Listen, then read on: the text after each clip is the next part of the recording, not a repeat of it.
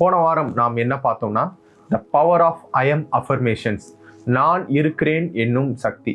நான் இருக்கிறேன் என்று அறிக்கை செய்வதனால் நம்முடைய வாழ்க்கையில் உண்டாகும் விளைவுகள், மாற்றங்கள், அதை நம்ம ஏன் செய்யணும் அப்படின்னு நம்ம பார்த்தோம். அதோட தொடர்ச்சியாக ஒரு சில காரியங்களை நம்ம இன்னைக்கு பார்க்க போகிறோம்.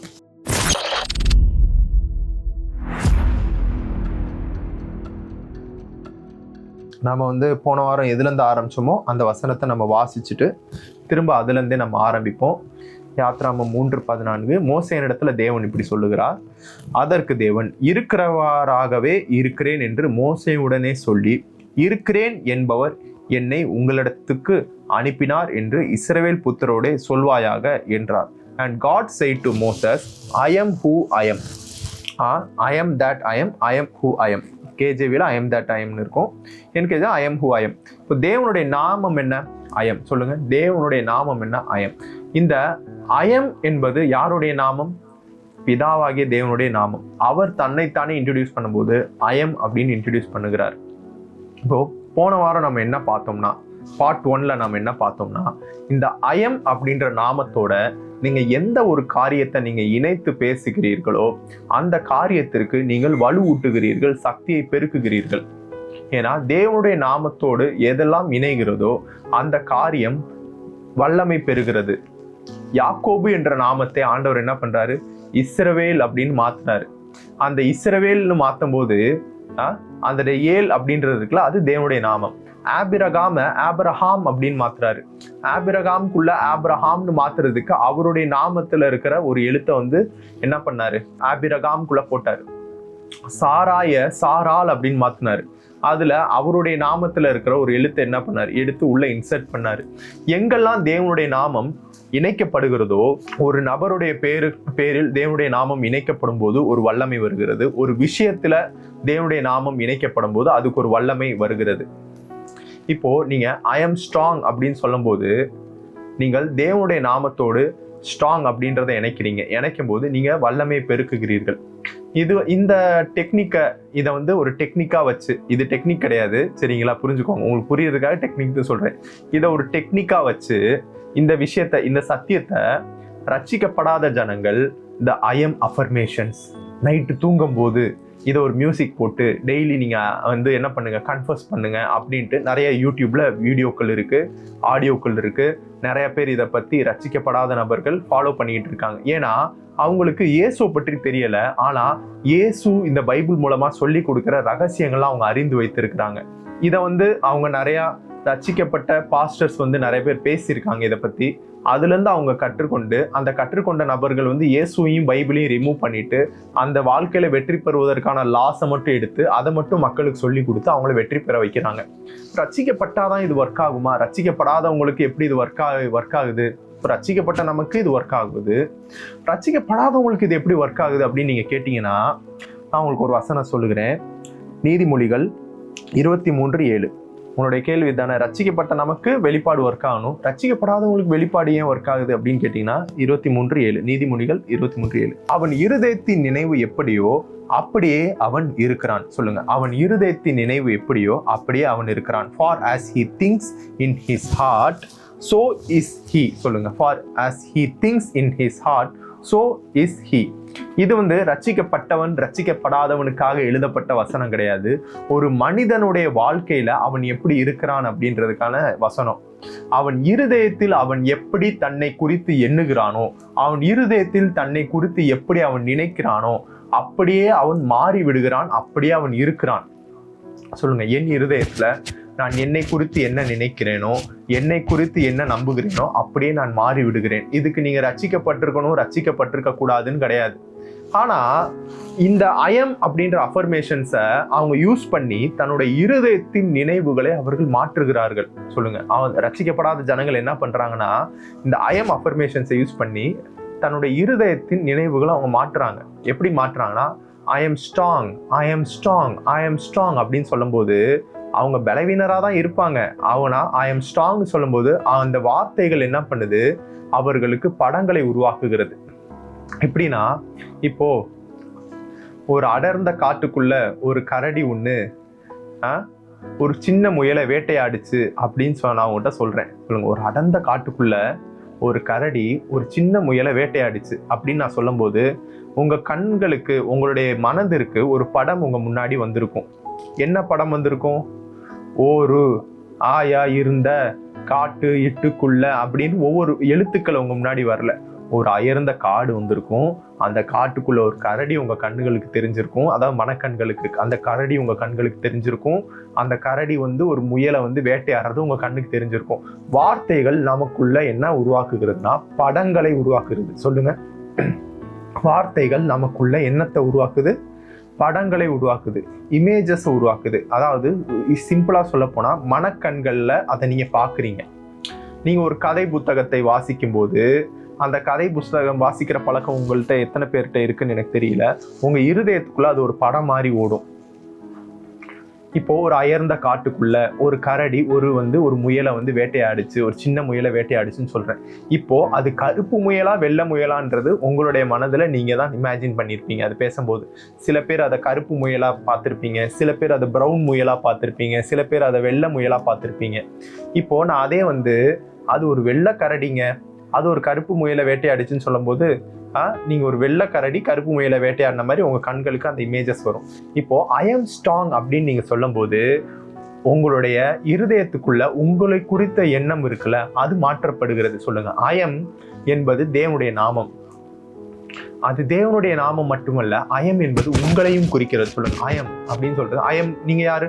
ஐ எம் விஜய் ஆனந்த பாபு அப்படின்னு நான் சொல்லுவேன். அந்த மாதிரி ஐ எம் அப்படின்னு சொல்லும் போது இந்த மீட்டிங்ல யாராவது ஒருத்தர் நேம் எடுத்துப்போமே, கிறிஸ்டினா, ஹேமா, டேனியல் பிரதர். இப்போ நீங்க யாருன்னு கேட்டா ஐ எம் கிறிஸ்டினா, நீங்க யாருன்னு கேட்டா ஐ எம் டேனியல் அப்படின்னு சொல்றீங்களே. அதே மாதிரி நீங்க ஐ எம் ஸ்ட்ராங் அப்படின்னு சொல்லும் போது உங்களை குறித்த படம், ஐ எம் ஸ்ட்ராங் அப்படின்ற ஒரு படத்தை நீங்க என்ன பண்றீங்க? உருவாக்குறீங்க. ஐ எம் வீக் அப்படின்னு சொல்லும் போது உங்க இருதயத்துக்குள்ள நீங்க வீக்கா இருக்கிற மாதிரி ஒரு படத்தை உருவாக்குறீங்க. இதை வச்சுதான் ரட்சிக்கப்படாத ஜனங்கள் என்ன பண்றாங்க? அவங்க இருதயத்துல இருக்கிற படத்தை மாத்தி வாழ்க்கையில அவங்க என்ன பண்றாங்க? இந்த ஐஎம் மேனிஃபெஸ்ட் பண்ணிட்டு வெற்றிகளை அவர்கள் என்ன பண்றாங்க? குவிக்கிறார்கள். இது ரட்சிக்கப்படாதவங்களுக்கு இப்படி ஒர்க் ஆகுது. ஆனா ரட்சிக்கப்பட்டவங்களுக்கு ஒரு ஆட் ஆன் அட்வான்டேஜ் இருக்கு. சொல்லுங்க, ரட்சிக்கப்பட்டவங்களுக்கு என்ன இருக்கு? ஒரு ஆட் ஆன் அட்வான்டேஜ் இருக்கு. என்ன தெரியுமா? அவங்க வார்த்தைகளை பேசி படங்களை இருதயத்திற்குள் உருவாக்கி அந்த படம் இருதயத்தில் உருவானதுனாலே தன்னுடைய வாழ்க்கையை மாற்றுகிறார்கள். அவங்க ரட்சிக்கப்படலை. ஆனா ரட்சிக்கப்பட்ட உங்களுக்குள்ள ஆண்டவர் என்ன பண்ணிட்டார்? உங்க ஆவிக்குள்ள எல்லாவற்றையும் போட்டுட்டாரு. சொல்லுங்க, ரட்சிக்கப்பட்ட எனக்குள்ள என்னுடைய ஆவிக்குள்ள எல்லாவற்றையும் போட்டுட்டாரு. மரணமும் ஜீவனும் நாவின் அதிகாரத்தில் இருக்கிறது. இது ரட்சிக்கப்பட்டவனுக்கு மரணமும் ஜீவனும் நாவின் அதிகாரத்தில் இருக்கா? ரட்சிக்கப்படாதவனுக்கு மரணமும் ஜீவனும் நாவின் அதிகாரத்தில் இருக்கா? ரட்சிக்கப்பட்டவனுக்கும் மரணமும் ஜீவனும் நாவின் அதிகாரத்துல தான் இருக்கு. ரட்சிக்கப்படாதவனுக்கும் மரணமும் ஜீவனும் நாவின் அதிகாரத்துல தான் இருக்கு. சிருஷ்டிக்கும் வல்லமை இருக்கிறது நாவின் அதிகாரத்தை. அதை ஆண்டவர் என்ன பண்ணல, நீ ரட்சிக்கப்படலை அதனால உன் நாவலெல்லாம் அதிகாரம் கிடையாது, வல்லமை கிடையாது அப்படின்லாம் இல்லை.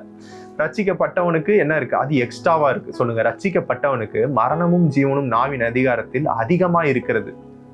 சொல்லுங்க, ரட்சிக்கப்பட்டவனுக்கு மரணமும் ஜீவனும் நாவின் அதிகாரத்தில் இருக்குன்ற அந்த வல்லமை இருக்குல்ல, அது அதிகமா இருக்கு. ஏன்னா இப்போ பாருங்க, ஒரு வசனத்தை நம்ம வாசிப்போம். இப்போ உங்களுக்குள்ள என்ன நடந்துச்சுன்றது புரிஞ்சாதான் இந்த ஐயம் எவ்வளவு பவர்ஃபுல் அப்படின்றத நீங்க புரிஞ்சுப்பீங்க. ஆதியாகமம் 1:26 போடுங்க. பின்பு தேவன் நமது சாயலாகவும் நமது ரூபத்தின்படியேயும் மனுஷனை உண்டாக்குவோமாக, அவர்கள் சமுத்திரத்தின் மச்சங்களையும் ஆகாயத்து பறவைகளையும் மிருக ஜீவன்களையும் பூமி அனைத்தையும் பூமியின் மேல் ஊறும் சகல பிராணிகளையும் ஆளக்கடவர்கள் என்றார். இப்போ மனுஷன் உண்டாக்கப்படவில்லை. சொல்லுங்க, மனுஷன் இன்னும் உண்டாக்கப்படவில்லை. இப்போ தேவன் ஒண்ணு சொல்றாரு, நமது சாயல் நமது ரூபத்தின்படி மனுஷனை உண்டாக்குவோம் சொல்றாரு. மனிதனை எப்படி உண்டாக்குனாரா? தன்னுடைய சாயல் தன்னுடைய ரூபத்தின்படி உண்டாக்குனாரு.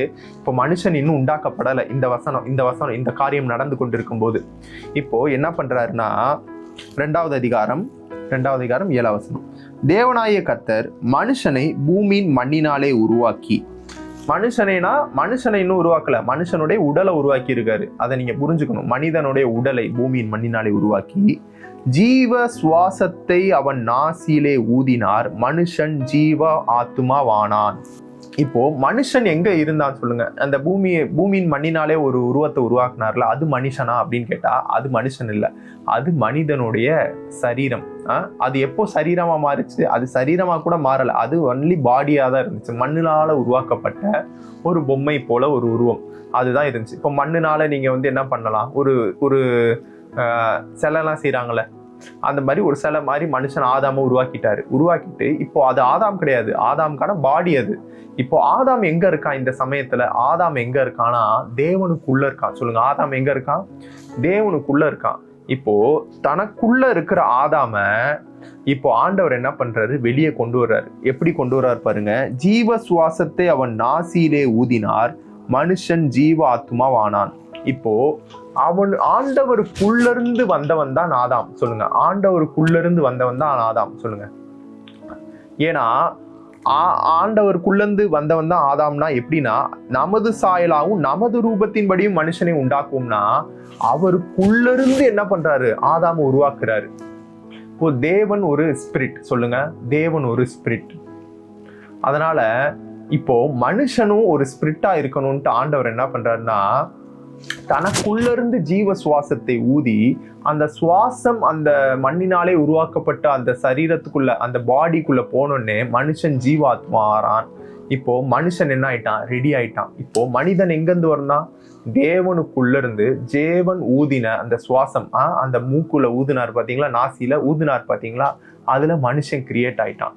கிரியேட் ஆனோடனே இந்த மனுஷனுடைய சாயல் எப்படி இருக்கு? தேவ சாயல். சொல்லுங்க, மனுஷன் எப்படி செயல்படுகிறவனா இருக்கிறான்? தேவ சாயல், தேவ ரூபம். தேவன் இந்த பூமியை, வானத்தை எல்லாத்தையும் எப்படி சிருஷ்டித்தாரு? பேசி பேசி உண்டாக்கினார். அதனால தேவனுக்கு இருக்கிற அதே வல்லமை மனிதனுக்கும் இருந்தது. பேசி பேசி உண்டாக்குகிற வல்லமை இருந்தது. அதனால இப்போ 2வது அதிகாரத்துல ஒரு வசனத்தை நான் உங்களுக்கு காட்டுறேன் பாருங்க. 19வது வசனம் போடுங்க. தேவனாகிய கர்த்தர் வெளியின் சகலவித மிருகங்களையும் ஆகாயத்து சகலவித பறவைகளையும் மண்ணினாலே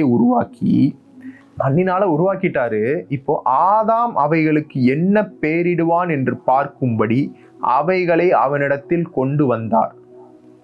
அந்தந்த ஜீவ ஜந்துக்கு ஆதாம் எந்தெந்த பேரிட்டானோ அதுவே அதற்கு பேராயிற்று. சொல்லுங்க, அந்தந்த ஜீவ ஜந்துக்கு ஆதாம் எந்தெந்த பேரிட்டானோ அதுவே அதற்கு பேராயிற்று. என்னன்னா, ஆதாம் என்ன பேரிடுகிறானோ அதுவே அதுக்கு பேராயிற்றுனா, இப்போ ஆதாம் ஒரு சிங்கத்தை பார்க்கிறாரு. சிங்கம் எதனால உண்டாக்கப்பட்டுச்சு? மண்ணுனால உண்டாக்கப்பட்டுச்சு. இப்போ ஆதாம் சிங்கம்னு சொன்னோடனே அதுக்கு இனிமே உன் பேர் சிங்கம்னு, சிங்கம் அதுக்கு பேரா மாறல. சிங்கம்னு சொன்னோடனே வேத வல்லுநர்கள் என்ன சொல்றாங்கன்னா, அந்தந்த ஜீவ ஜந்துக்கு ஆதாம் எந்தெந்த பேரிட்டானோ அதுவே அதற்கு கேரக்டர் ஆயிற்று. சொல்லுங்க, அந்தந்த ஜீவ ஜந்துக்கு ஆதாம் எந்தெந்த பேரிடுகிறானோ அதுவே அதுக்கு கேரக்டராய் மாறிற்று. இந்த டிரான்ஸ்லேஷன்ல அதுவே பேராயிற்றுன்னு இருக்குல்ல, பேருக்கும் கேரக்டருக்கும் ரொம்ப கனெக்ஷன் இருக்கு. இப்போ சிங்கம்னு சொல்லும் போது ஆளுமை, தைரியம், ஆளுமை, தைரியம், இந்த கேரக்டர் சிங்கத்துக்கு வந்துருச்சு. யானைன்னு சொல்லும் போது அதீத பலம், அதுக்கு வந்துருச்சு. குரங்கு அப்படின்னு சொல்லும் போது மரத்து தாவுறது, தலைகீழா தொங்குறது, இந்த கேரக்டர்லாம் குரங்குக்கு வந்துருச்சு. பைபிள்ல நீங்க போய் பார்த்தீங்கன்னா ஒவ்வொரு கேரக்டருக்கும் என்ன நேம் இருக்கோ அந்த நேமுக்கு ஏத்தாது போலதான் அவங்க கேரக்டர் இருக்கும். சொல்லுங்க, அவங்களுக்கு என்ன நேம் இருக்கோ அதுக்கான கேரக்டர் அவங்க கிட்ட இருக்கும். இப்போ யாக்கோபு அப்படின்ட்டு பைபிள்ல ஒருத்தருக்கு பேர் இருக்கு, உங்களுக்கு தெரியும், ஈசாக்குடைய மகன். யாக்கோபுடைய கேரக்டர் என்ன? ஏமாத்தி வாங்குறது. ஏன் அவருக்கு அந்த கேரக்டர் இருந்துச்சு? ஏன்னா அவருடைய பேரே திருடன். யாக்கோபு என்றாலே திருடன்னு அர்த்தம். இப்போ நீ யாரு அப்படின்னு கேட்டா அவன் யாக்கோபுன்னு சொல்லுவான். யாக்கோப்னா நீ யாரு? I'm Jacob. அப்படின்னா என்ன? ஐஎம் திருடன் அப்படின்னு அர்த்தம். அப்போ அவன் வாழ்க்கை ஃபுல்லா என்ன பண்ணிட்டு இருந்தான்? அப்பாட்ட போய் என்ன பண்ணான்? தான் அண்ணனுடைய ட்ரெஸ்ஸை போட்டு அண்ணனுக்குரிய ஆசீர்வாதத்தை என்ன பண்ணிட்டான்? வாங்கிட்டான். அண்ணன்ட்ட என்ன பண்ணான்? சவப்பான கூளை கொடுத்து சேஷ்ட புத்திர பாகத்தை என்ன பண்ணிட்டான்? அண்ணன்ட்ட இருந்து வாங்கிட்டான். இப்படி அவன் வாழ்க்கையில என்ன பண்ண வந்தான்? ஏமாத்தி வாங்குகிற கேரக்டர் அவனுடைய வாழ்க்கையில வெளிப்பட்டுச்சு. ஏன்னா அவன் தன்னை இன்ட்ரடியூஸ் பண்ணுகிற விதம் வாழ்க்கையில எப்படி இருந்துச்சுன்னா, ஐஎம் ஜேக்கப். சொல்லுங்க, ஐஎம் ஜேக்கப் அப்படின்னு அவன் தன்னையே இன்ட்ரடியூஸ் பண்ணிட்டு இருந்தால அவனுக்குள்ள இருந்த படம் எப்படி இருந்ததுன்னா, நான் ஏமாத்தி வாங்குகிறவன், நான் திருடுகிறவன், அதுதான் அவனுடைய இமேஜா இருந்துச்சு. அதனால அவன் வாழ்க்கையும் அந்த மாதிரி அவனுடைய லைஃப்லயும் அந்த மாதிரி காரியங்கள்லாம் நடந்துச்சு. அதனாலதான் ஆண்டவர் வந்து சொல்றாரு, இனிமே உன்னை நான் ஜேக்கப்னுலாம் வந்து நீ உன்னை அழைச்சிக்காத, இனிமே உன் பேர் என்னது இஸ்ரவேல் அப்படின்னு பேரை மாத்துறாரு. இஸ்ரவேல் அப்படின்னு அவனுடைய பேரை மாத்தினோடனே அவனுடைய ஹிஸ்டரியே டோட்டலா மாறிடுச்சு. சொல்லுங்க, இஸ்ரவேல் அப்படின்னு பேர் நான் மாத்தோடனே அவனுடைய ஃபியூச்சர் மாறிடுச்சு. அவனுடைய ஃபியூச்சர் மாறினதால இன்னைக்கு நம்ம வாசிக்கும் போது அவனுடைய ஹிஸ்டரியே மாறிடுச்சு. அந்த நாட்டை யாக்கோபுடைய சந்ததிகள் இருக்கிற அந்த நாட்டை இப்போ நம்ம இஸ்ரேல் அப்படின்னு தான் அழைக்கிறோம். சொல்லுங்க, உங்களுடைய ஐடென்டிட்டி ஐஎம் மாறும்போது உங்களுடைய ஃபியூச்சர் மாறுது. உங்களுடைய ஃபியூச்சர் மாறும்போது உங்க ஹிஸ்டரி மாறுது. உங்க ஐஎம் மாறும்போது உங்க கேரக்டர் மாறுது. எத்தனை பேருக்கு நான் சொல்றது புரியுது? இது வந்து ரட்சிக்கப்பட்ட ஜனங்களுக்கு எப்படி ஒர்க் ஆகுதுன்னா, ரட்சிக்கப்படாத ஜனங்களுக்கு அவங்களுக்குள்ள இருக்கிற இமேஜ் மாறுறதுனால அவங்களுடைய கேரக்டர், அவங்களுடைய வாழ்க்கையில நடக்கிற சம்பவங்கள் எல்லாம் மாறுது. ஆனா ரட்சிக்கப்பட்ட ஜனங்களுக்கு இது நார்மலா மாறுறது இல்ல, பயங்கர பவர்ஃபுல்லா மாறும்.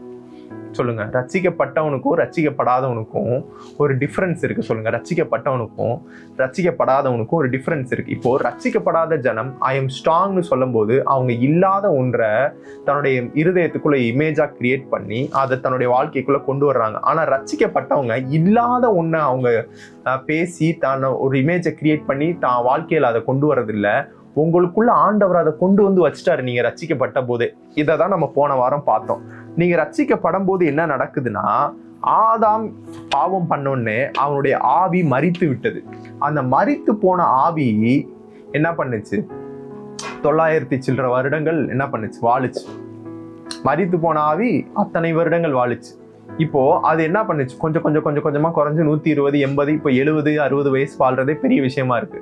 ஆனா இப்போ ஆண்டவர் என்ன பண்ணிட்டாரு? நீங்க இயேசுவை ஏற்றுக்கொள்ளும் போது உங்க வாழ்க்கையில ஒரு மாற்றத்தை உண்டு பண்ணிட்டாரு. அததான் எபேசியர்ல பவுல் இப்படி எழுதுறாரு, மரித்தவர்களாய் இருந்த உங்களை அவர் என்ன பண்ணாரு? உயிர்ப்பித்தார் அப்படின்னு எழுதுறாரு. எதுல மரித்திருந்தீங்க? உங்கள் ஆவியில மரித்திருந்தீர்கள்.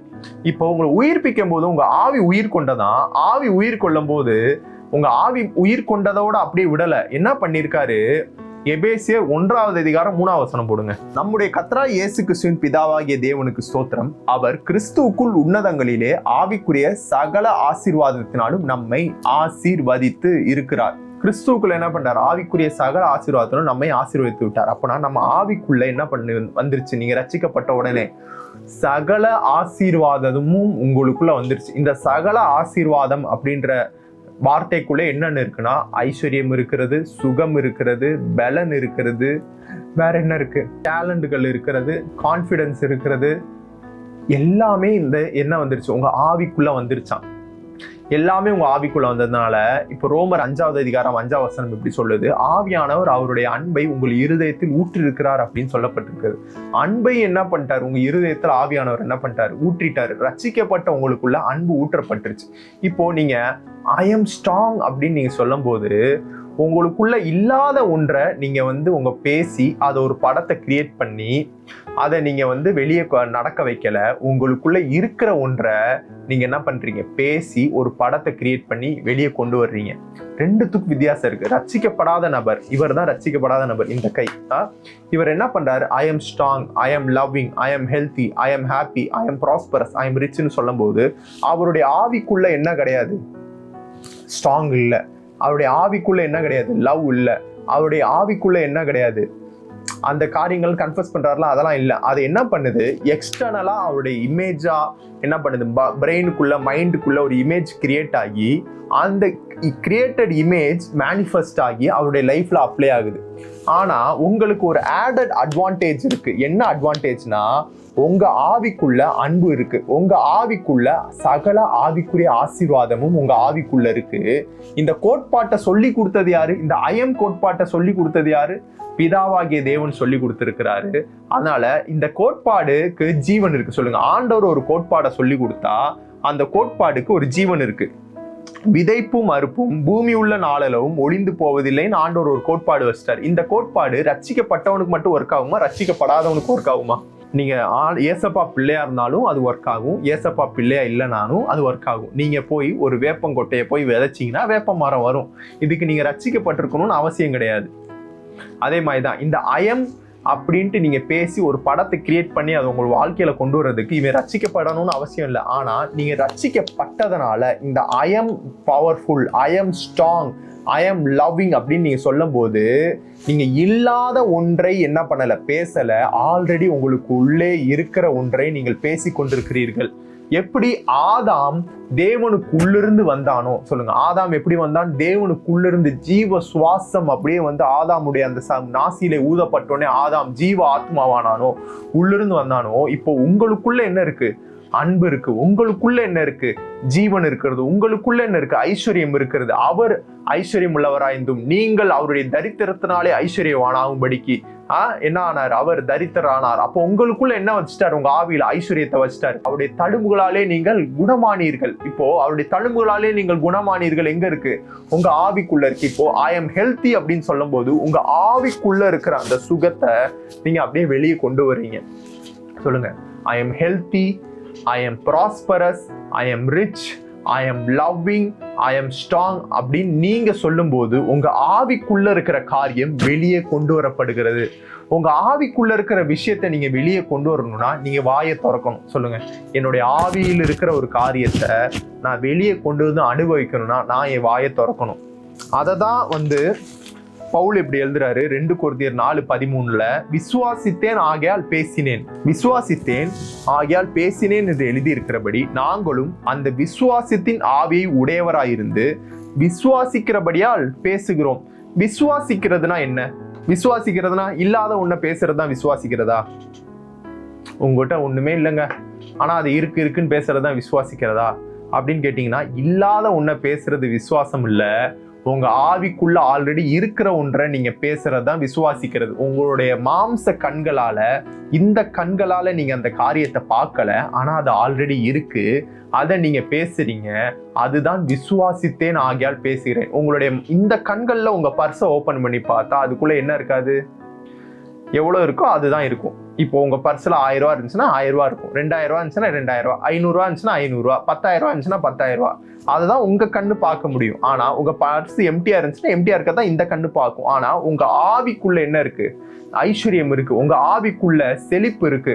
இதை வந்து நீங்க எப்படி பார்க்கணும்? உங்க விசுவாச கண்களால தான் பார்க்க முடியும். பரிசுத்த ஆவியானுடைய உதவியோட தான் நீங்க பார்க்க முடியும். ஒரு வசனத்தை நம்ம வாசிப்போம். 1 கொரிந்தியர் 2:9 எழுதி இருக்கிறபடி தேவன் தம்மில் அன்பு கூறுகிறவர்களுக்கு, யாருக்கு? ரட்சிக்கப்பட்டவர்களுக்கு. ரட்சிக்கப்பட்டவர்கள்லாம் யாரு?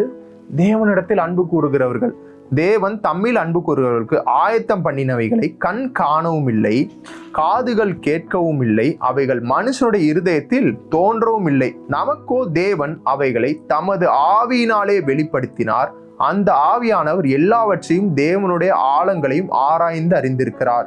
மனுஷனுள்ள ஆவியன்றி மனுஷரில் எவன் மனுஷனுக்குரியவைகளை அறிவான்? அப்படி போல தேவனுக்குரிய ஆவியன்றி ஒருவனும் தேவனுக்குரியவைகளை அறிய மாட்டான்.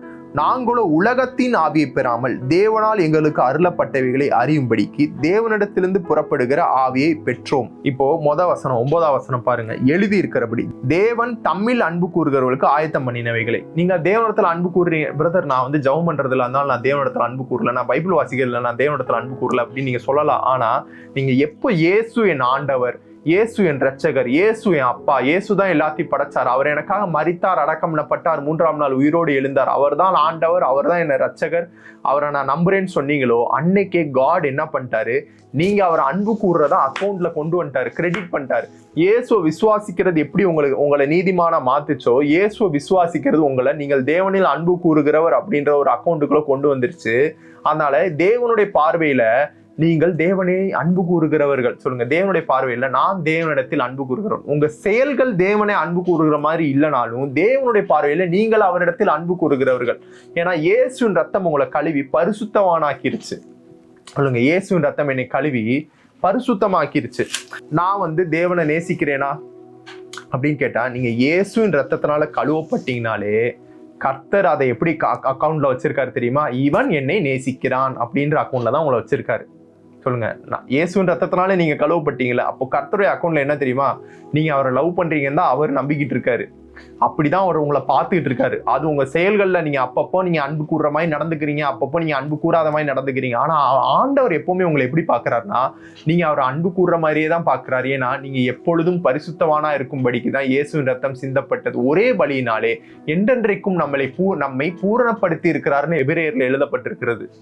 அதனால இங்க பாருங்க, திரும்ப 1 கொரிந்தியர் 2வது அதிகாரம் 9வது வசனம் வந்துருங்க. எழுதியிருக்கிறபடி தேவன் தம்மில் அன்பு கூறுவதற்கு ஆயத்தம் பண்ணவில்லை, கண் காணவும் இல்லை, காதுகள் கேட்கவும் இல்லை, அவைகளை மனுஷனுடைய இருதயத்தில் தோன்றவும் இல்லை. நமக்காக ஆண்டவர் என்ன பண்ணிருக்காரு, நம்முடைய ஆவியில நிறைய காரியத்தை போட்டிருக்காரு. அன்பை போட்டிருக்காரு. ரோமர் 5:5 நான் திரும்ப அதை வாசிக்க விரும்பல, அதை நான் டிஸ்பிளேல வேணா கீழே போட்டு விடுறேன்.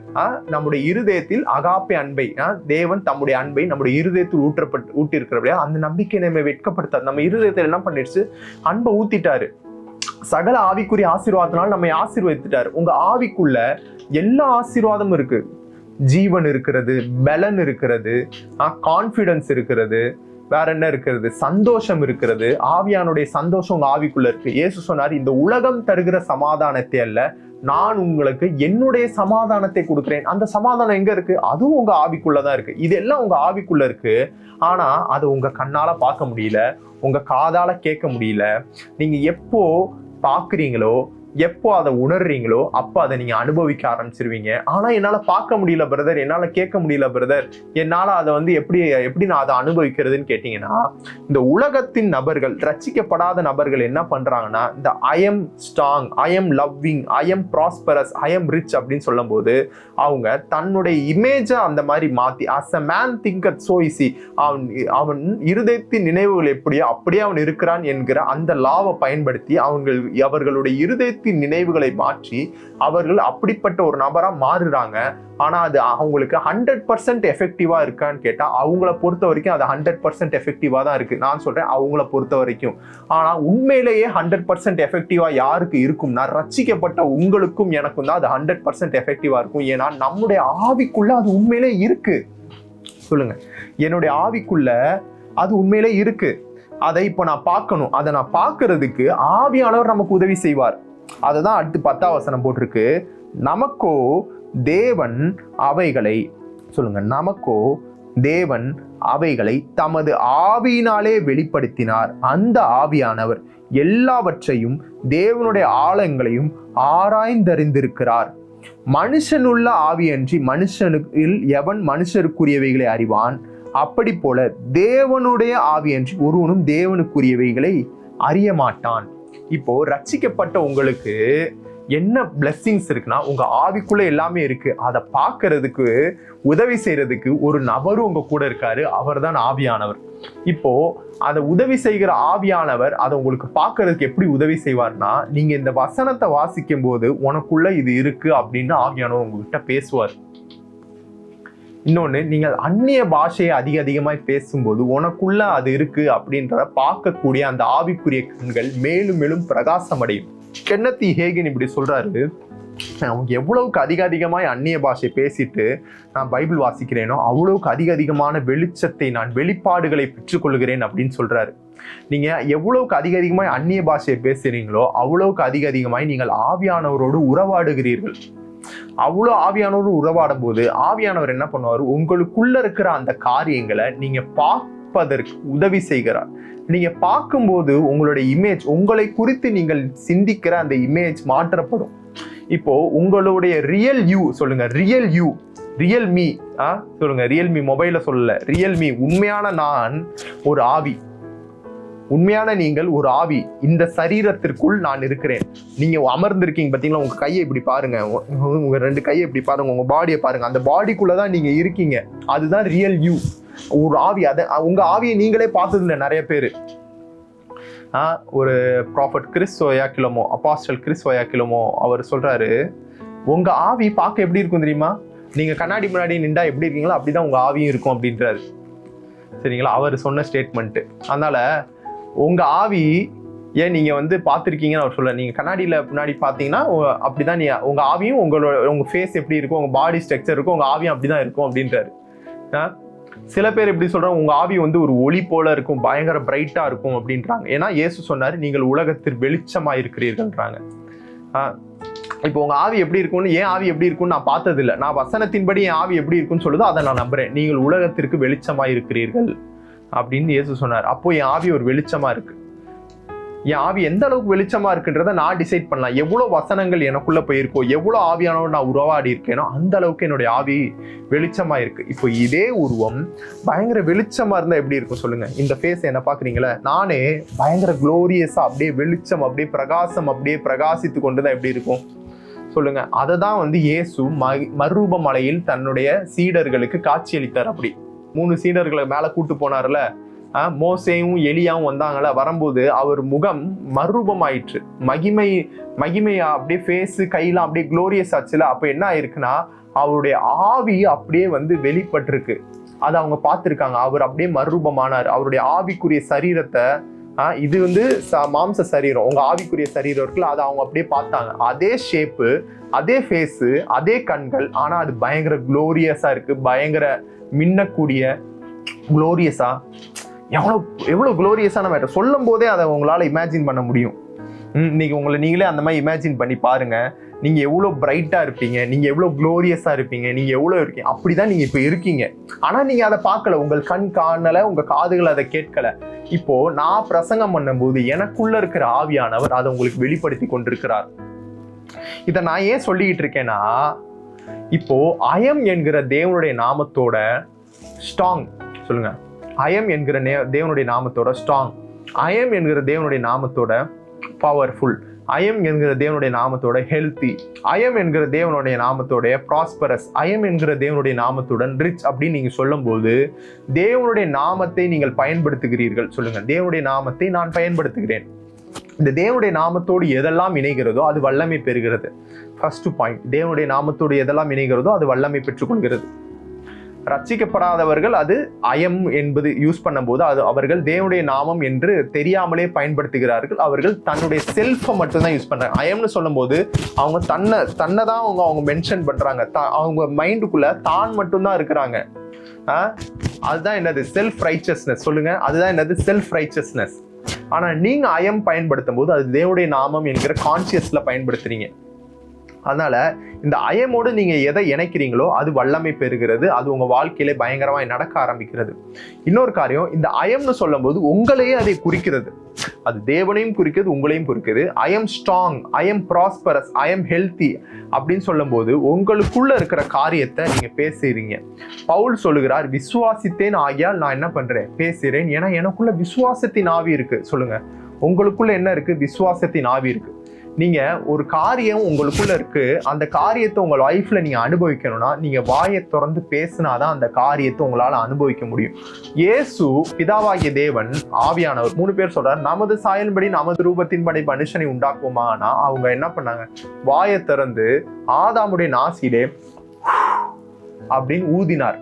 அவருடைய வாயிலிருந்து உள்ளிருந்து வெளியே வந்தவனா ஆதாம். அந்த மாதிரி உங்களுக்குள்ள நிறைய பொக்கிஷத்தை ஆண்டவர் போட்டு வச்சிருக்காரு. இந்த பவுல் இப்படி எழுதுறாரு, மண் பாண்டங்களுக்குள்ளே மகிமையை வைத்திருக்கிறார் அப்படின்னு பவுல் எழுதுறாரு. ஆண்டவர் என்ன பண்ணிருக்காரா? மண் பாண்டத்துக்குள்ள மகிமையை வைத்திருக்கிறாராம். இது மண்ணால உருவாக்கப்பட்ட சரீரம். இதுக்குள்ள ஆண்டவர் என்ன பண்ணிருக்காரு? தன்னுடைய குளோரியை போட்டு வச்சிருக்காராம். அந்த குளோரி எங்க இருக்கு? உங்க ஸ்பிரிட்டுக்குள்ள இருக்கு. நீங்க பேசும்போது அந்த குளோரி வெளியே வருகிறது. எந்நேரமும் 24/7 ஆவியானவர் உங்களுக்குள்ளதான் இருக்காரு. சொல்லுங்க, எந்நேரமும் 24/7 ஆவியானவர் எனக்குள்ளதான் இருக்காரு. தேவன் எங்க இருக்காரோ அதுதானே தேவனுடைய பிரசன்னம். தேவன் இந்த ரூம்குள்ள வந்துட்டாருன்னா தேவ பிரசன்னம் இந்த ரூம்ல இருக்குன்னு அர்த்தம்.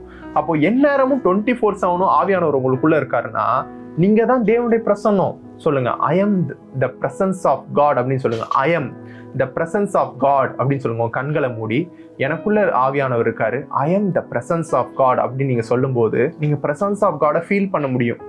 ஆனா இதுக்கு முன்னாடி நீங்க பிரசன்ஸ் ஆஃப் காடை ஃபீல் பண்ணியிருக்க மாட்டீங்க. ஏன் நீங்க ஃபீல் பண்ணலன்னா உங்க வாயை திறந்து நீங்க பேசல.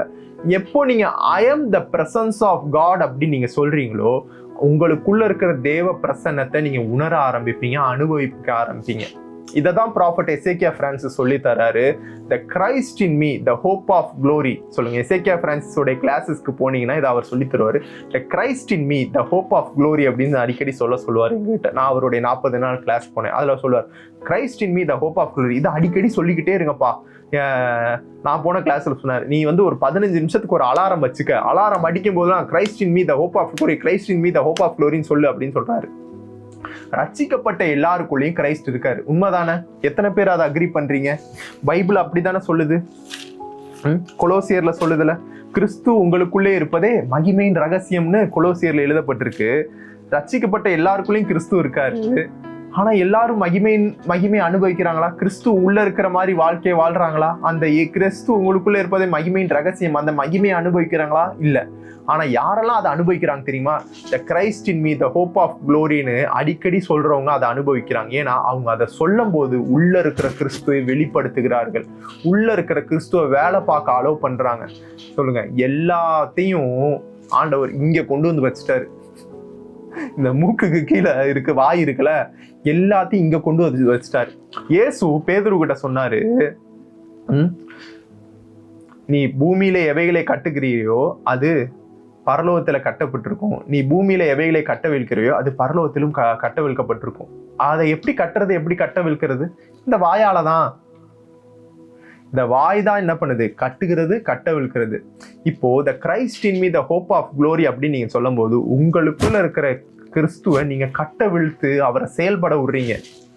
Christ in me the hope of glory அப்படின்னு சொல்லும் போது, Christ in me the hope of க்ளோரின்னு சொல்லும்போது உங்களுக்குள்ள இருக்கிற கிறிஸ்துவை நீங்க கட்டவிழ்க்கிறீங்க. ஆவியானவர் எனக்குள்ள இருக்கிறாரு அப்படின்னு நீங்க சொல்லும்போது நீங்க ஆவியானவரை உணர ஆரம்பிப்பீங்க. ஆனா ஆவியானவர் உங்களுக்குள்ள இருக்காரு, அதை நீங்க உணரல. எப்போ நான் எப்படிங்க நான் ஆவியானவரை உணர்றது? நான் எப்படிங்க தேவனுடைய பிரசன்னத்தை உணர்றதுன்னா, I am the presence of God. ஆவியானவர் எனக்குள்ள இருக்காரு. I am presence of God, I am the presence of God அப்படின்னு சொல்லுங்க. ஆவியானவர் எனக்குள்ள இருக்காரு, I am the presence of God. நானே தேவனுடைய பிரசன்னமா இருக்கிறேன். நீ தேவனுடைய பிரசன்னமா? ஆமா, உண்மைதான். பிசாசு உங்ககிட்ட சொல்லு, நீ தேவனுடைய பிரசன்னமா? இல்ல ஜனங்கள் உங்ககிட்ட நீ தேவனுடைய பிரசன்னமான்னு கேட்டா, ஆமா நான் தேவனுடைய பிரசன்னமா இருக்கிறேன், நான் தேவனுடைய பிரசன்னமா இருக்கிறேன். I am the presence of God அப்படின்னு நீங்க சொல்லும் போது தேவனுடைய பிரசன்னத்தை நீங்க உணர ஆரம்பிப்பீங்க. ஏதேன் அப்படின்னா தேவனுடைய பிரசன்னம்னு அர்த்தம். சொல்லுங்க, ஏதேன் அப்படின்னா என்ன அர்த்தம்? தேவனுடைய பிரசன்னம்னு அர்த்தம். ஏதேன் தோட்டத்துல பொன் விளைந்தது. சொல்லுங்க, ஏதேன் தோட்டத்துல தங்கம் விளைந்ததுன்னு ஆதியாகமத்துல இருக்கு. எத்தனை பேர் அந்த வசனத்தை வாசிச்சிருக்கீங்க? ஆதியாகமம் 2வது அதிகாரம் 11-12. முதலாம் ஆற்றுக்கு பைசோன் என்று பேர், அது ஆவிலா தேசம் முழுவதையும் சுற்றியோடும், அவ்விடத்திலே பொன் விளையும். சொல்லுங்க, ஏதேன்ல என்ன விளையும்? பொன் விளையும். சொல்லுங்க, ஏதேன்ல என்ன விளையும்? பொன் விளையும்.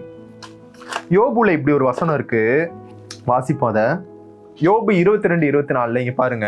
இதுக்கு முந்தின வசனத்துல இருந்து வாங்க. நீர் அவரோட பழகி சமாதானமாயிரும். சொல்லுங்க, நீர் அவரோட பழகி சமாதானமாயிரும், அதனாலே உமக்கு நன்மை வரும்.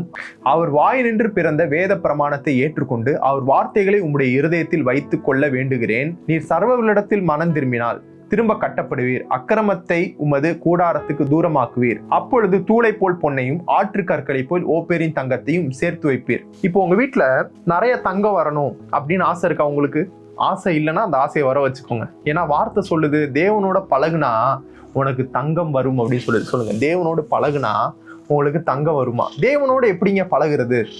தேவன் எங்கெங்க இருக்காரு, அவர்கிட்ட நான் போய் பழகுறது அப்படின்னு கேட்டீங்கன்னா, தேவன் சொல்றாரு, நீ மனம் திரும்பிட்டல, இயேசுவின் ரத்தத்தினால நான் உன்னை கழுவுனேன்ல, நீ மனம் திரும்பினதுனால, அதனால என்னுடைய ஆவியானவர் உனக்குள்ள வந்து வச்சுட்டேன். இப்போ நீ அந்நிய பாஷையை பேசும்போது நீ என்னோடு பழகுற, நீ என்னுடைய வார்த்தையை வாசிக்கும் போது அந்த வார்த்தையை எடுத்து உங்க இருதயத்துக்குள்ள வைக்கிற, வார்த்தையை நீங்க வாசிக்கும் போது அந்த வார்த்தை உங்க இருதயத்துக்குள்ள போகுது. அதுதான் யோபுல அங்க போட்டிருக்கு. வார்த்தை எடுத்து உங்க இருதயத்துக்குள்ள போடுற, அந்நிய பாஷையை பேசும்போது நீ என்னோட பழகுற, ஜபம் பண்ணும்போது நீ என்னோட பழகுற, ஆவியானவர் எனக்குள்ள இருக்காரு, I am the presence of காட்னு சொல்லும் போது நீ என்ன அனுபவிக்கிற. இதெல்லாம் நீ செய்யும் போது தங்கம் வீட்டுல வந்து சேரும் அப்படின்றாரு. தூளை போல் பொன்னையும் ஆற்று கற்களை போல் தங்கத்தை. ஆற்று கற்களை போல் தங்கம்னா என்ன அர்த்தம்னா, நீங்க ஆத்துக்கு போனீங்கன்னா அந்த ஓரத்துல நிறைய கல்லுக்கள்லாம் கிடக்கும். நிறைய கல்லு கிடக்கும் பார்த்தீங்களா? கல்லு, இந்த ஆற்று கற்கள்லாம் நிறைய கிடக்கும். அது வந்து வேல்யூவே இருக்காது. அதெல்லாம் அந்த கல்லுக்கு ஒரு வேல்யூ இருக்கான்னு கேட்டால் வேல்யூவே இருக்காது. நிறைய அது வாட்டுக்கு கிடக்கும். சின்ன பசங்க அதை எடுத்து விளாடுவாங்க, திரும்ப அங்கேயே போட்டு போயிடுவாங்க. சில பேர் அதை கண்டுக்க கூட மாட்டாங்க. அந்த மாதிரி உன்கிட்ட தங்கம் அதிகமாக இருக்கும், நீ தங்கத்தை வேல்யூவே பண்ண மாட்ட, அந்த அளவுக்கு தங்கம் இருக்கும். இப்போ உங்ககிட்ட வீட்டுல கொஞ்சோண்டு தங்கம் இருக்கும்போது தான் நீங்க தங்கத்தை பெருசா பார்ப்பீங்க. தங்கம் எக்கச்சக்கமா இருக்கும்போது நீங்க தங்கத்தை பெருசாவே பார்க்க மாட்டீங்க. இதைதான் சாலமோன் காலத்துல வெள்ளி ஒரு பொருட்டாக எண்ணப்படவில்லை அப்படின்னு வசனம் இருக்கு. அந்த வசனத்தை கண்டினியூவா போடுங்க. யோபு அந்த வசனத்தை போடுங்க. அப்பொழுது தூளை போல் பொன்னையும் ஆற்றுக்கற்களையும் ஓப்பேரின் தங்கத்தையும் சேர்த்து வைப்பீர். அடுத்த வசனம் தான் ரொம்ப முக்கியம். அப்பொழுது சர்வ வல்லவர் தாமே உனக்கு பசும் பொன்னும் உமக்கு சொக்க வெள்ளியுமாய் இருப்பார்.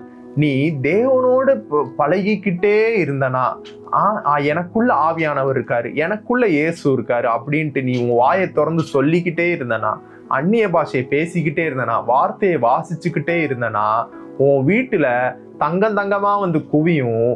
ஆனா நீ தங்கத்தை தங்கமா பார்க்க மாட்ட, அவரை தான் நீ தங்கமா பார்ப்ப அப்படின்றாரு. சொல்லுங்க, தங்கம் எனக்கு தங்கம் இல்ல ஆண்டவரே, நீங்க தான் எனக்கு தங்கம் அப்படின்னு பாப்பீங்க. சொல்லுங்க, தங்கத்தை நீங்க தங்கமா பார்க்க மாட்டீங்க, ஆண்டவரை நீங்க தங்கமா பார்ப்பீங்க. இதெல்லாம் நான் ஏன் உங்களுக்கு சொல்லிக்கிட்டு இருக்கேன்னா, நீங்க ஆண்டவரை தங்கமா பார்க்கணுமா, அந்நிய பாஷை அதிகமா பேச ஆரம்பிங்க. நீங்க ஆண்டவரை தங்கமா பார்க்கணுமா, எனக்குள்ள ஆவியானவர் இருக்கார், நான் தேவனுடைய பிரசன்னம், I am the presence of God அப்படின்னு சொல்லுங்க. சொல்லுங்க, I am the presence of God, எனக்குள்ள தேவ பிரசன்னம் இருக்கு, நான் தேவனுடைய பிரசன்னமா இருக்கிறேன். இன்னைக்கு செய்தியே நான் தேவனுடைய பிரசன்னமா இருக்கிறேன். இந்த ஐ எம் பவர் ஆஃப் ஐஎம்ல இது ஒரு முக்கியமான சப்ஜெக்ட். நான் தேவனுடைய பிரசன்னமா இருக்கிறேன் அப்படின்னு நீங்க சொல்லும் போது நீங்க தேவனுடைய பிரசத்தை உணர ஆரம்பிப்பீங்க, தேவனோடு அதிகமா பேச ஆரம்பிப்பீங்க, அந்நிய பாஷையை பேசணும்ட்டு உங்க ஆவி தூண்டப்படும். ஆவியானவர், நீ தேவனுடைய பிரசன்னமா தானே இருக்க, பேசு, ஷாமா லாபா ரீகாந்தலா ரபா ரபா ரீபா லபரா அப்படின்னு உங்களை பேச வைக்கும். இன்னையிலேருந்து இதை ட்ரை பண்ணுங்க. நான் தேவனுடைய பிரசன்னமா இருக்கிறேன், எனக்குள்ள ஆவியானவர் இருக்கிறாரு, எனக்குள்ள இயேசு இருக்கிறாரு, Christ in me the hope of glory அப்படின்னு சொல்லுங்க. உங்களுக்குள்ள இயேசு இருக்காரு. இயேசுவால் எதையெல்லாம் செய்ய முடியுமோ அதையெல்லாம் என்னால் செய்ய முடியும், நான் அதை செய்வேன். I can do all things through Christ who strengthens me அப்படின்னு சொல்லுங்க. இதை நீங்க சொல்லும் போது இதை நீங்க அனுபவிப்பீங்க. இதெல்லாம் சுருக்கி தான் ஐ எம் ஸ்ட்ராங் அப்படின்னு நீங்க கூட சொல்லலாம். I can do all things who Christ strengthens me அப்படின்னு சொல்லும் போது ஐ எம் ஸ்ட்ராங் அப்படின்னு நீங்க சொல்லலாம். ஐ எம் ஸ்ட்ராங்னு நீங்க சொல்லும் போது I can do all things through Christ who strengthens me. ஏன்னா இயேசு உங்களை ஸ்ட்ரென்த் பண்ணிட்டு இருக்காரு, அப்போ நீங்க ஸ்ட்ராங் தானே. ஐ எம் ஸ்ட்ராங் அப்படின்னு சொல்லுங்க. ஐ எம் ஸ்ட்ராங் அப்படின்னு நீங்க சொல்லும் போது உங்களை இயேசு வந்து என்ன பண்ணியிருக்காரு, ஸ்ட்ரென்த் பண்ணிக்கிட்டு இருக்காரு. ஏன்னா ஐ எம் ஸ்ட்ராங், ஐ எம் தேவனுடைய நாமம் ஸ்ட்ராங். இயேசு உங்களை ஸ்ட்ரென்த் பண்ணிட்டு இருக்காரு, பேக்கப் பண்ணி ஸ்ட்ரென்த் பண்ணிக்கிட்டே இருக்காரு. உங்களுக்குள்ள ஒரு இமேஜும் கிரியேட் ஆகுது, உங்களுக்குள்ள அந்த ஸ்ட்ராங் இருக்கு. இயேசு உங்களை ஸ்ட்ரென்தன் பண்ணிட்டு இருக்காரு, அந்த ஸ்ட்ராங் உங்க வாழ்க்கையில வெளிப்படும். நீங்க தூக்க முடியாத வெயிட் எல்லாம் தூக்க ஆரம்பிச்சிருவீங்க, உங்களால செய்ய முடியாத காரியத்தெல்லாம் நீங்க செய்ய ஆரம்பிச்சிருவீங்க. ஐ எம் கான்ஃபிடென்ட் அப்படின்னு சொல்லுங்க. உங்களுக்குள்ள இருக்கிற ஆவியில இருக்கிற கான்ஃபிடென்ட்டை நீங்க அனுபவிக்க ஆரம்பிச்சிருவீங்க. ஐ எம் ஹாப்பி அப்படின்னு சொல்லுங்க. ஐ எம் ஹாப்பி அப்படின்னு சொல்லும் போது உங்களுக்குள்ள ஆவியானவர் என்ன பண்ணிருக்காரு, அவருடைய மகிழ்ச்சியை போட்டு வச்சிருக்காரு, அவருடைய சந்தோஷத்தை உங்களுக்குள்ள போட்டு வச்சிருக்காரு. இந்த உலகம் தருகிற சமாதானத்தை இல்லை, என்னுடைய சமாதானத்தை தந்தேன்னு இயேசு சொல்லியிருக்காரு. அந்த சமாதானம் உங்களுக்குள்ள இருக்கு. I am joyful, I am peaceful, I am happy அப்படின்னு சொல்லும் போது உங்க ஆவிக்குள்ள இருந்த அந்த சந்தோஷம், சமாதானம் உங்க வாழ்க்கையில வெளிப்பட ஆரம்பிக்கும். இதெல்லாம் இன்னையிலேருந்து செய்ய ஆரம்பிங்க. இப்பொழுதே அதை நீங்க துவக்கலாம். ஐ am happy, I am strong, I am healthy, I am prosperous, I am rich, I am loving, I am kind. இதெல்லாம் சொல்லிக்கிட்டே இருங்க. சொல்ல சொல்ல சொல்ல சொல்ல உங்க ஆவிக்குள்ள இருக்கிற விஷயங்களை நீங்க வெளியே கொண்டு வர்றீங்க. உங்க ஆவிக்குள்ள இருக்கிற விஷயங்களை நீங்க வெளியே கொண்டு வர்றீங்க, உங்க வாழ்க்கையில அனுபவிக்க ஆரம்பிச்சீங்க. அது உங்க இருதயத்துல ஒரு படத்தை உருவாக்குது. As a man thinketh so is he. அவன் இருதயத்தின் நினைவுகள் எப்படியோ நித்தமும் அவன் எப்படியே இருக்கிறான். இந்த ஒரு ஃபார்முலா வச்சு ரட்சிக்கப்படாதவன் எல்லாத்தையும் செஞ்சு முடிச்சிடறான். நான் சொல்றேன், உங்களுக்கு as a man thinketh so is he வேலை செய்யும். ஐயம் என்கிற தேவனுடைய நாமத்தை இணைச்சு நீங்க இந்த வார்த்தையில சொல்றா அதுவும் வேலை செய்யும். உங்க இருதயத்துக்குள்ள உங்க ஆவிக்குள்ள ஆண்டவர் எல்லா காரியத்தையும் போட்டிருக்காரு. இந்த 3 லாவும் உங்க வாழ்க்கையில் என்ன செய்யும், இந்த 3 பிரமாணங்களும், இந்த கோட்பாடுகள், எல்லா கோட்பாடும் உங்களுக்கு வேலை செய்யுங்க. ரட்சிக்கப்படாதவனுக்கு as a man thinketh so is he அந்த கோட்பாடு மட்டும்தான் வேலை செய்யுதுங்க. ஆனா ரட்சிக்கப்பட்டவங்களுக்கு உங்க ஆவிக்குள்ள இருக்கு, நீங்க பேசுற வார்த்தையில வல்லமை அது இன்னும் அதிகமா இருக்கு. ரட்சிக்கப்படாதவன் பேசுற வார்த்தையின் வல்லமைக்கும் ரட்சிக்கப்பட்ட உங்களுக்கு பேசுகிற வார்த்தைக்கு வல்லமை இன்னும் அதிகமா இருக்கிறது. அதனால்தான் பேதுரு சொல்றாரு, என்ன பண்ணு, நீ நல்ல வார்த்தையை பேசு, கெட்ட வார்த்தையை பேசாதன்னு ரட்சிக்கப்படாதவங்களுக்கு சொல்லாம ரட்சிக்கப்பட்டவங்களுக்கு இன்ஸ்ட்ரக்ஷன் கொடுக்குறாரு. ஏன்னா ரட்சிக்கப்படுகிறவர்கள் அதை பேசும்போது அதுக்கு வல்லமை உள்ளதா இருக்கிறது அவருடைய வார்த்தை. அதனால நீங்க இன்னைக்கே இதை தொடங்குங்க. I am strong, I am happy, I am healthy, I am prosperous, I am rich அப்படின்னு சொல்லிக்கிட்டே இருங்க. உங்கள் வாழ்க்கையில் ஒரு பெரிய மாற்றத்தை நீங்கள் பார்ப்பீங்க. I can do all things Christ who strengthens me. என்னை பலப்படுத்துகிற கிறிஸ்துவினாலே எல்லாவற்றையும் செய்ய எனக்கு பலன் உண்டு. உங்களுக்கு பலன் உண்டுனா என்னது? ஐ எம் ஸ்ட்ராங்னு நீங்கள் சொல்கிறீங்க. ஐ எம் ஸ்ட்ராங் அப்படின்னு நீங்கள் சொல்லும்போது என்னை பலப்படுத்துகிற கிறிஸ்துவினாலே எல்லாவற்றையும் செய்ய எனக்கு பலன் உண்டு. ஐ எம் லவ்விங் அப்படின்னு நீங்கள் சொல்லும்போது உங்கள் இருதயத்திலேயே ஆவியானவர் தம்முடைய அன்பை ஊற்றி இருக்கிறார். உங்க ஆவிக்குள்ள அன்பு ஊற்றப்பட்டிருக்கிறது. உங்களுடைய போன வாரம் பார்த்தவங்கள உண்மையை சத்தியத்தை வைத்து மாற்ற முடியும். நீங்க இப்ப கோவப்படுற நபரா இருக்கலாம், கெட்ட வார்த்தை பேசுற நபரா இருக்கலாம், அடிக்கடி அன்பா நடந்து கொள்ளாத நபரா இருக்கலாம். இதெல்லாம் உங்க மாம்ச சுபாவம். இந்த மாம்ச சுபாவம் உண்மையா இருக்கிறது. ஆனா சத்தியம் என்னவா இருக்கு? உங்க இருதயத்தில் ஆவியானவர் அன்பை ஊற்றிருக்கிறார். உங்க ஆவிக்குள்ள அன்பை ஊற்றிருக்கிறார். I am loving, I am loving. ஏன் நான் லவ்விங்? ஆவியானவர் எனக்குள்ள அன்பை ஊற்றிருக்கிறார், அதனால நான் லவ்விங் அப்படின்னு நீங்க சொல்லும் போது நீங்க அன்பான நபரா உங்களுடைய வாழ்க்கையில நடந்து கொள்வீங்க. யாக்கோபுடைய பெயர் இஸ்ரவேல் அப்படின்னு மாற்றப்பட்டோன்னே அவனுடைய மொத்த சரித்திரமும் எப்படி மாற்றுது? திருடன் என்பவன் இஸ்ரவேல் என்பது மாற்ற உடனே அவனுடைய மொத்த சரித்திரமும் எப்படி மாறுச்சோ உங்களுடைய நாமத்தை நீங்க மாற்றுறீங்க. I am happy, I am சக்சஸ்ஃபுல்னு சொல்லும்போது உங்க நாமத்தை நீங்க மாத்துறீங்க. இப்போ விஜய் ஆனந்த பாபுன்ற பேரை நான் போய் லெஜர்ல போய் மாத்த தேவையில்ல. I am happy, I am loving, I am strong, I am prosperous, I am பிளஸ்டுன்னு சொல்லும் போது என் நாமத்தை நான் மாத்துறேன். என் நாமத்தை எப்படி மாத்துறேன்? தேவனுடைய நாமத்தை என் நாமத்துக்குள்ள இணைத்து நான் மாத்துகிறேன். ஆபிரகாமா மாறினான். ஆபிரகாமுக்குள்ள ஆபிரகாம் எப்படி வந்துச்சு? ஆண்டவர் உள்ள போச்சு. உள்ள போனோடனே அவன் வாழ்க்கை மாறிச்சு. அந்த மாதிரி இப்போ உங்க பேரை ஆபிரகாம்னு நீங்க மாத்த தேவையில்ல. உங்க பேருக்குள்ள விஜய் ஆனந்த ஹாம் அப்படின்னு நான் போட தேவையில்ல. ஐ எம் பிளஸ்டு அப்படின்னு சொல்லுவோம். ஐ எம் தேவனுடைய நாமம். பிளஸ்டு எங்க இருக்கு? ஆவிக்குள்ளே சகல ஆசீர்வாதம்னா எனக்குள்ள பிளெஸிங்ஸ் ஆண்டவர் வச்சுட்டாரு. I am blessed. தேவனுடைய நாமத்தை நீங்க உச்சரிக்கிறீங்க, பிளெஸிங்ஸை உச்சரிக்கிறீங்க. ஐ எம்னு சொல்லும் போது உங்களுடைய பேரை என்ன பண்றீங்க? உச்சரிக்கிறீங்க. ஐ எம் பிளஸ்டுன்னு சொல்லும் போது உங்க ஆவிக்குள்ள இருக்கிற ஆசீர்வாதம். ஐ எம் பிளஸ்டுன்னு சொல்லும் போது தேவனுடைய நாமத்தோட அந்த பிளெஸிங் சேருகிற அந்த சக்தி எல்லாம் இணைந்து உங்க மனக்கண்கள்லையும் ஐ எம் பிளஸ்டுன்னு நீங்க சொல்லும் போது நீங்கள் ஆசீர்வாதமா இருக்கிற மாதிரி படங்கள், இமேஜஸ், உங்களை குறித்தன அந்த அசமாந்திக சோய்சி, அந்த காரியம், நீங்கள் நினைக்கிற காரியங்கள், உங்களை குறித்து நீங்கள் நம்புகிற காரியம் எல்லாம் மாற்றப்பட்டு உங்களுடைய வாழ்க்கையில பெரிய மாற்றங்களை நீங்க பார்க்க முடியும். இத நிறைய காரியங்கள் மிக்சடா வேலை செய்யுது. சரிங்களா? இது மட்டும் இல்லை, இது மட்டும் இல்லை, இது மட்டும் இல்லை, எல்லாமே கம்பைண்டாக வேலை செய்யுது. அதனால எல்லாமே கம்பைண்டாக வேலை செய்யறதுனால நான் எல்லாத்தையும் கம்பைண்டாக உங்களுக்கு சொல்கிறேன். இதை செய்யறதுக்கு உங்களுக்கு ஆவியான ஒரு உதவி செய்வார். அதான் நம்ம கொரிந்தியர்ல 1 கொரிந்தியர் 2வது அதிகாரத்தில் பார்த்தோம். நாம் இப்பொழுது உங்களுக்காக ஜபிக்கிறேன். ஜபிக்கிறதுக்கு முன்பாக இந்த வார்த்தையினால நீங்கள் ஆசீர்வதிக்கப்பட்டிருக்கிறீங்க. இந்த வெளிப்பாட்டுனால ஆசீர்வதிக்கப்பட்டிருக்கிறீங்க. இந்த வார்த்தைக்காகவும் இந்த வெளிப்பாட்டுக்காகவும் நீங்கள் விதைக்கலாம். நான் சொல்றேன், நீங்க விதைக்கிறீங்கன்னா யார் தெரியுமா?